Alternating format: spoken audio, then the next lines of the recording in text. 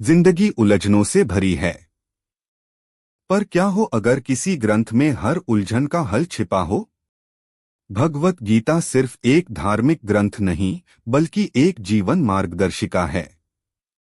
आज के इस वीडियो में जानेंगे गीता की वो अमूल्य सीखें जो न सिर्फ सोच बदल देंगी, बल्कि जिंदगी का नजरिया ही बदल देंगे। तो चलिए शुरू करते हैं आत्मा की इस यात्रा को।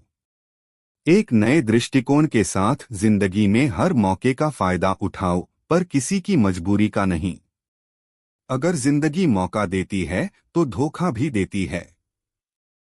आज के जमाने में सुखी होना हो तो स्वार्थी बनना पड़ेगा। ये हम नहीं, इस युग की सत्य हकीकत है।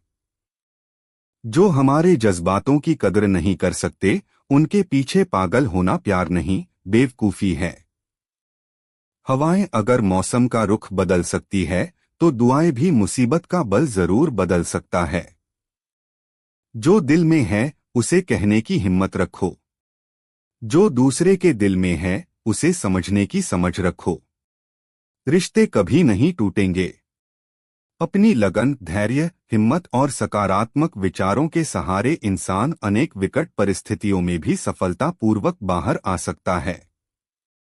यह एक निश्चित बात है कि आप काम खत्म नहीं कर सकते अगर आप काम शुरू नहीं करेंगे।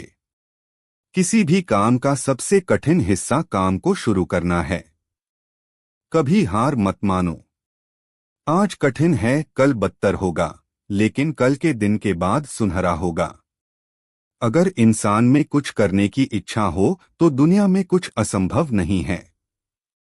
जहां दूसरों को समझना मुश्किल हो जाए, वहां खुद को समझा लेना ही बेहतर है। बदन है, मिट्टी का, सांसें सारी उधार है, घमंड भी है तो किस बात का। यहाँ तो हम सब किराएदार हैं, परेशानी जिंदगी का हिस्सा है।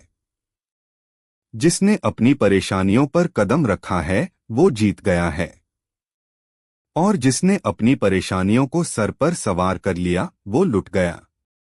जीवन में कई बार हम बड़ी बड़ी परेशानियों से यूं ही निकल जाते हैं, मानो कोई है जो हमारा साथ दे रहा है, और उसी अदृश्य शक्ति को हम परमात्मा कहते हैं।